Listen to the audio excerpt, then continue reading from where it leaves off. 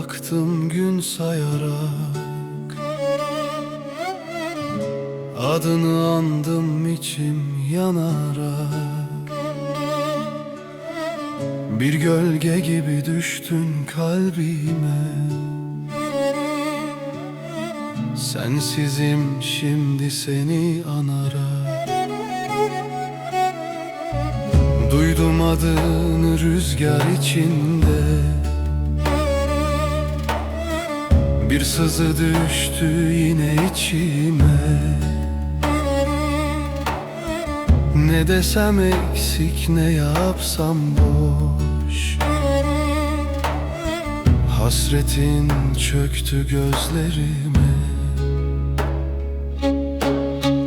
Gelmez dediler dedim, yok yok sevmez dediler dedim. Vah vah, bir umut sakladım kalbimde, adınla yanar bu ah ah.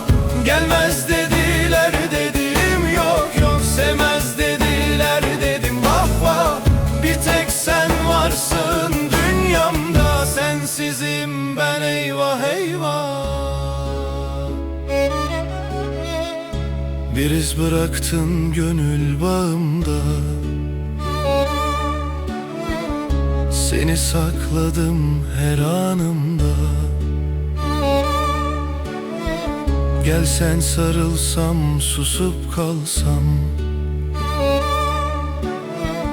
kaybolsam senin yanında. Bir gün dönersin diye diye